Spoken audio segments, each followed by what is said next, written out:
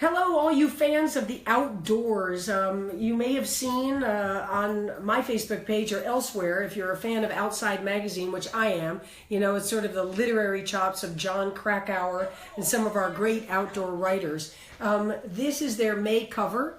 If you haven't seen it, it's called, you know, The Women Take Over as Icons of the Outdoors. And these women, I got to spend the whole day on this photo shoot. I had met a few of them before, but this day we were hanging together all day, and no big egos, just a love of their adventure spirit. So we're going to talk about them a little bit today. I want to laud them. I want to find out about you guys and your embracing life of the outdoors. But let's start with a tribute to a woman named Kathrine Switzer. If you don't know her story, Kathrine's an old friend of mine and somebody I deeply admire. In 1967, which was 50 years ago, she was not allowed to enter the Boston Marathon. It was men only. And she did enter, and she and her boyfriend ran, and it was a chilly day anyway, but she put a hoodie over her head so her hair wouldn't show. She wore a pretty big baggy hoodie so that her physique wouldn't show. Halfway through it, an authoritarian, guy who represented the race noticed her hair flowing out. He came out onto the race to grab her from the back. She didn't know what the heck it was. She looked around, and her boyfriend gave this guy a boom in the chops, and she finished. She was the first woman ever to run the Boston Marathon. So get this, 50 years later, 50, yesterday, April 17th, 2017, at the age of 70, and she is a young 70. By the way, this is a world-class runner. She won the New York Marathon. She was a top runner of her day, distance runner. Well, she finished back then, that first race, when she was just a kid, a young person, in 4 hours and 20 minutes. Yesterday, at the age of 70, she finished in 4 hours and 44 minutes. That's an incredibly fast time. Kathrine, we bow down to you. I think you had a great day. I saw you smiling at the end. You deserve huge credit. She's one of the leaders of women's empowerment and women in the outdoors and women athletes of our day. So Kathrine, bravo to you. I'm so very proud of you and happy for you. So let's go to this picture. There was a little bit of controversy this year because a number of these women, Lindsey Vonn is up here, the great ski racer. She's considered the greatest ski racer of all time, men or women. I've got her 77 World Cup wins. She has 9 Olympic and World Cup medals, and she's had many bad injuries, broken a lot of things. But when she was at this photo shoot, I said, what is it? What is it about skiing? Is it the mountain? Is it the serenity? She said, no, it's the flat out need for speed. You'll notice Abby Wambach, the famous soccer player. Where's Abby here? She's sitting down here. Here she is right here. Abby is considered, again, for men and women, the greatest soccer player of all time in terms of scoring. She has scored 184 goals in international competition. Not Pelé, not Franz Beckenbauer. No man has ever scored that many goals in international competition. This woman here, this young woman right here with the long tresses, is named Emily Eriksson. Emily is today the best women's big wave surfer in the world. I mean, this woman goes out on 40 and 50 foot waves. Can you imagine the thunder out there? I've covered big wave surfing. It brings your adrenaline to a peak just to stand on the beach and hear the roar of that massive wave as it rises and starts pitching toward the shore. She has had a couple of accidents through the years, being torn down on waves with ripped ACLs, ripped calf muscles, but she's pretty much fearless. This woman up on the ladder up here is Melissa Arnott Reed. Melissa has climbed to the summit of Everest 6 times. The last time she was up there was without bottled oxygen. Many physiologists say that is one of the unique athletic talents in all the world of sports, is to be able to climb, up to 29,000 feet and touch the top of the world without the use of a mask and bottled oxygen, just on your own lungs. And Melissa, one thing I loved about getting to know her is she doesn't use words like "I conquered the mountain." You'll hear a lot of people talk that way. She doesn't. She's humble. She has respect for the majesty of it, and she leads people up, people who get in shape and they want to summit that mountain, also Mount Rainier and lots of other mountains, but Everest has been pretty much her playground. See this young woman over here, this one, sitting on this stool?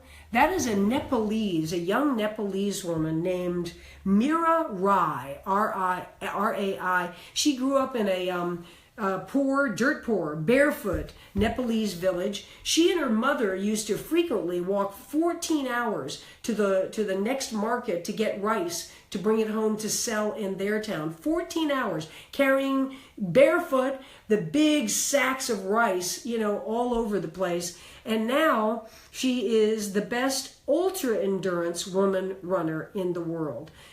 She's on the cover of Nepalese magazines. She sponsors and trains young women from villages in Nepal to become endurance runners. Let's see. Who else have we got here I wanted to point out? Well, I tell you, I started to say there was a somewhat of a controversy, because most of us in this picture are world champion and world-class athletes. But a few people did not come from the world of sports, and all the rest of us there that day and today celebrate them, honor them, and feel that they absolutely belong on this cover, even though they don't come from the world of sports. So this woman right here in front of me with the pigtails is named Tara Houska. She is a tribal rights attorney. Bernie Sanders brought her onto his campaign to be the head of all Native American things. She's an activist. She was very big in the Dakota pipeline protesting, and she has, will literally put her life on the line to defend the rights of not just Native Americans, but the poor, the racist and economic inequality. That's her sweet spot in terms of being an activist and a lawyer. And so, she has lived on the land. She believes in protecting that land. And so she is truly an outdoors woman, and she belongs on that cover. This woman right here, over here with the long hair right there, her name is Erin Trieb, T-R-I-E-B. Erin is a war photographer. She's from Texas, but she has now chosen to live the last several years in Istanbul, Turkey, because Turkey is a very quick trip down to Afghanistan, to Syria, where she has spent a lot of time. She has literally been under machine gun fire by ISIS. She literally has run through the mountains in the pitch dark of night to escape, and she feels the compassion that we need to feel for the people who are suffering in those now decade-long wars in that part of the world. Need to see the images, and she goes out, puts her life on the line to capture them. And the last two I'll mention right here in the beautiful Egyptian sort of style, long hair, that's Morgan Dixon, and her partner in something called Girl Trek is over here on this side, this beautiful woman here whose name is Vanessa Garrison.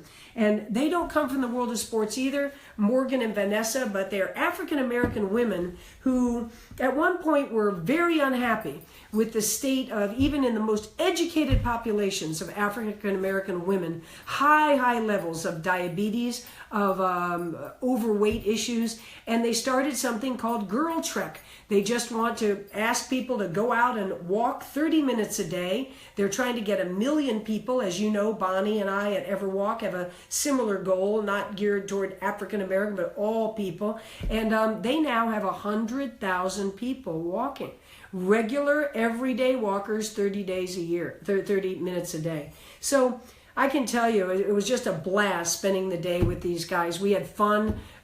We ate some ice cream. We told a lot of stories, but there were just no gigantic egos involved at all. I've got my buddy Gabby. Yell hello, Gabby. Hello. Gabby's always with us over here. Yeah. And I think we got a couple of comments coming in. Who we got, Gabby? Elena Straudy says hi from Italy. Oh, buonasera. And Lorraine Brazier says loving 70 when we were talking at the Lorraine beginning. Brazier, by the way, was one of our epics on Everwalk who walked last October all the way from LA to San Diego. Lorraine, I never saw you at any moment, no matter what the blisters were, no matter what the fatigue of the day was, without a big beaming smile on your face. I hope you're coming to Boston. You know, we're trying to get organized. Boston up to Portland, Maine in September. Lorraine, I can't see you, but write me back. I think you're coming, right? Right? Okay. Jolene says, I'm so inspired by the stories of tenacity and spirit. Keep them coming. You know, there you go. Jay is another one of our epics. We were out walking together this last Saturday. Jay also just walked the the LA marathon in 6 hours and 35 minutes. You try to walk a marathon in 6:35. That is tough, I'll tell you right now. It was an awesome accomplishment. She brought her medal to show us when we all went out walking this last Saturday. You know, we do a public walk with Everwalk in LA almost every Saturday. Sometimes we're back east. We're going to be in Costa Rica in 2 weeks. Maybe you'll be down there and caminamos juntos. Anyway, Jay, you know, those are the words, aren't they? Grand spirit and tenacity. People need talent to achieve things. They need some luck. They need connections. They need to, have somebody lead the way. But more than anything, I think every successful person we can think of, from Dale Carnegie to Bill Gates, we could go down, athletes and business people and medical people and education people, they'll tell you that the main thing we all need is tenacity. That's what gets us through.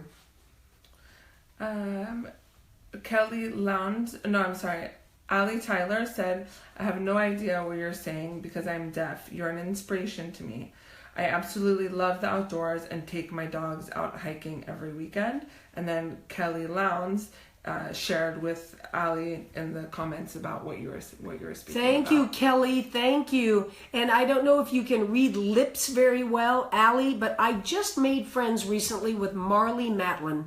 And she, of course, needs a signer. She has a full-time signer with her. I wish I knew sign language, but she reads lips very well. And she told me that she could read my lips better than most, that I enunciate. So maybe some of this is coming through. But Kelly, thank you so much for taking that up. And you know what? In her speech, we were at the same conference, Marley and I, and the very first thing Marley said to the crowd was, the only thing I cannot do in life is hear. You know, she doesn't want to be branded disabled or somebody who's not capable. Clearly, the woman has an Oscar from Children of a Lesser God. She's been on Broadway.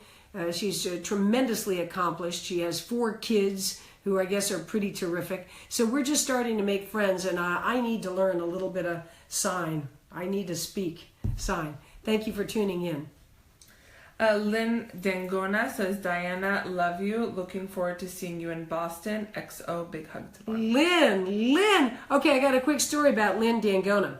Lynn, when I first moved out, she's from Boston. When I first moved out here to LA, it was pouring rain. Lynn, was out front.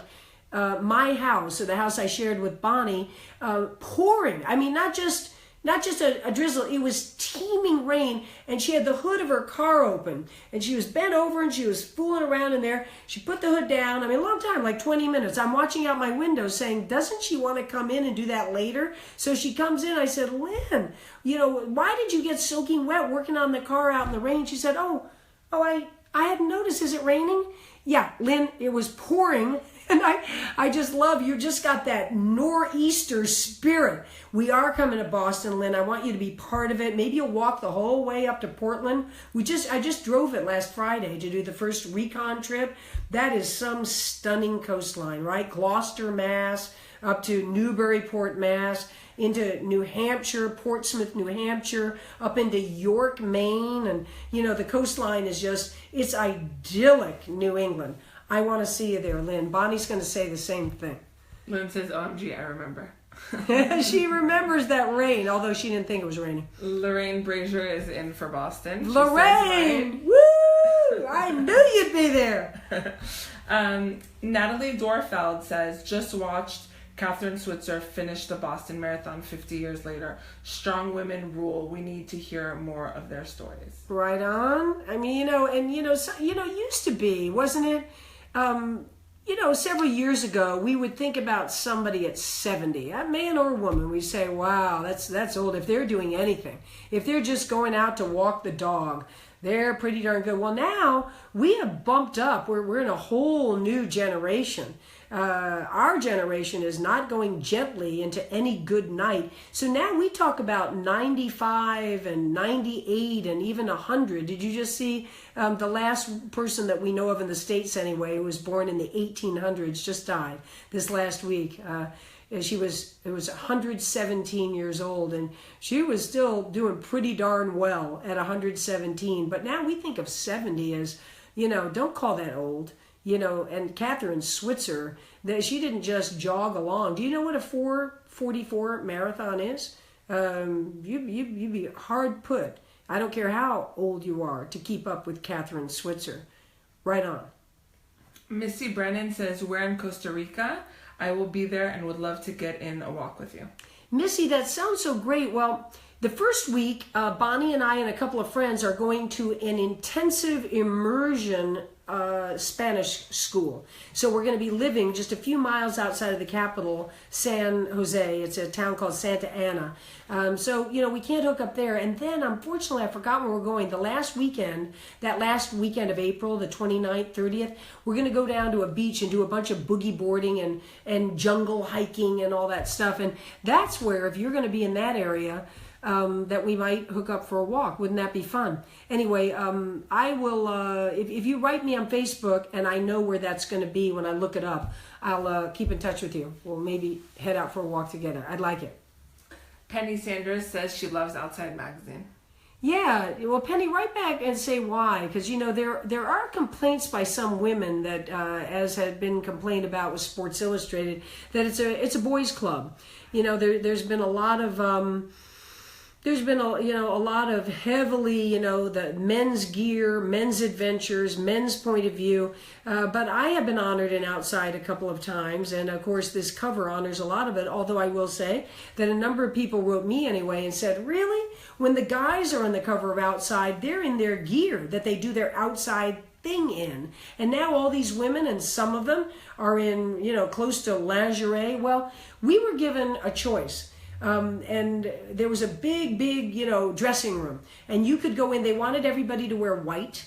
And they didn't want everybody in their gear because they have plenty of pictures of Melissa climbing up on Everest and Lindsey Vonn going 80 miles an hour, and me swimming out in the wild blue yonder. And they wanted, just like Roger Federer's currently on the cover of GQ. Well, he's not in his tennis stuff. He's in a beautiful, GQ type jacket and shirt. And, so he looks great. He looks handsome and he looks dapper and he's well dressed. So we went into this big wardrobe room and we were allowed to choose any outfits we wanted. Nobody said, Emily the surfer, you've got to wear something kind of showy because you're young and your body looks great. She chose what she wanted to wear. She could have easily worn something, that covered the body more. So I don't think there was any shall we say, taking advantage, of these women. They're strong, believe me.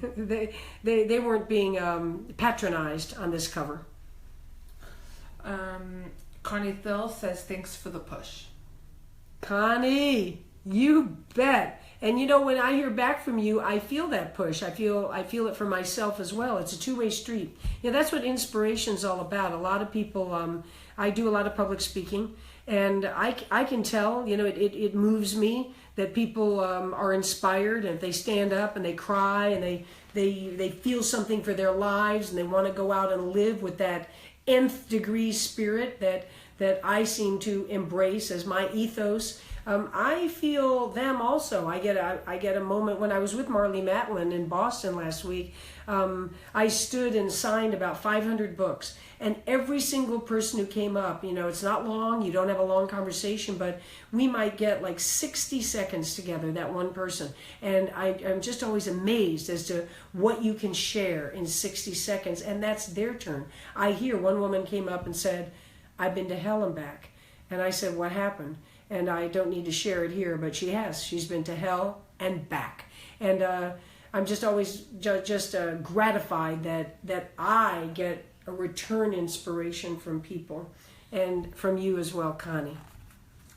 Laura J. Schmidt, doctor, says, North Dakota here. I've always been an avid walker. 2 years ago, at age 50, I began running.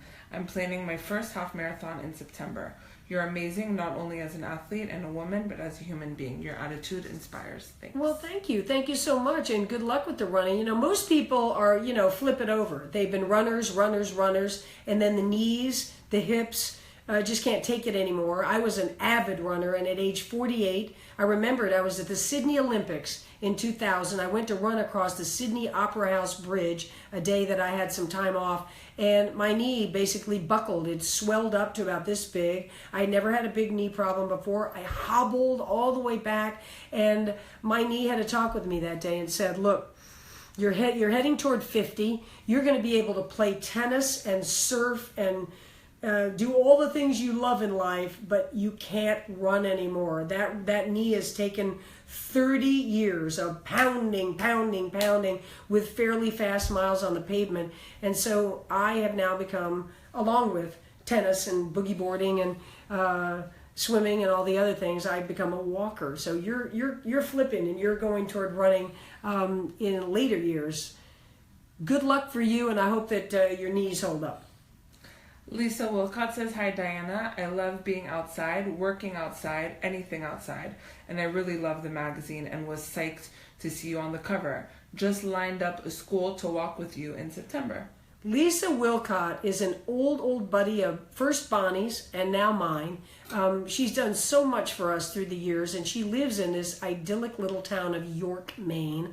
I was there last summer, and Lisa is a tennis pro, and she invited me to give a little talk and had my book at her tennis pro for people. It was a really huge event. I loved it, and she is going to help us, evidently, with the main part of next year's Everwalk. Lisa, go out and recruit. You got one school? Let's see how many we can get for that last day anyway, up, to Portland. Thank you, honey. We'll talk to you real soon. Amanda Farber says, "You are such an inspiration, not only to stay active, but to protect the planet and oceans." I think so. I don't consider myself any radical. I'm certainly not in Tara Houska's, category who has given her life as an activist and knows a lot about the green and the blue of planet Earth. On Easter Sunday, my family's not religious, and I'm the least religious of them as an atheist, but we got together, we had some soft-boiled eggs to remember my mom, who would have been 92 yesterday, and my mom's only dish that she could ever cook was soft-boiled eggs. Mom, you were wonderful at so many things, but cooking just, wasn't in your wheelhouse. And now, like mother, like daughter, it's not in mine either. But I can make a very nice soft-boiled egg. So we had soft-boiled eggs, and we went to see a film, a documentary called The Beautiful Planet at the California Science Center. If that's coming around the country toward you, or if it's already there, it was on the 7-foot IMAX screen, 7-story IMAX screen. It was the astronauts in the International Space Station. So they live up there for 6-7 months in very confined quarters. It's fascinating to watch how they live. And they are going over the curvature of the earth. They can't really, in the daytime, see any signs of human life. They can't see boats and cities and buildings and people. But at night, the whole earth lights up. You know, you see the big cities, you see Sydney, Australia, and you see how many people, because of the lights, are living, especially on the coast. So I kind of got off on a tangent there, but it's just to say that I think I'm probably like most people these days. I'm grateful for this beautiful planet we live on, and hope to do my little share to keep it clean and keep the resources available for many, many generations to come. Well, what do you say? What do you say we call that quits? Again, I want to show you one more time because I'm so proud and honored to be with these women who are on the May cover of Outside Magazine, which is out now. Check it out. Send it out to your friends if they love the outdoors and they want to read these the gutsy, gritty stories of these women. I don't think I forgot anybody. I got everybody on the cover. All right, we're coming into spring. We're soon going to be at summer. It's time for the outdoors. Today was a good time to talk about it. Peace out, everybody.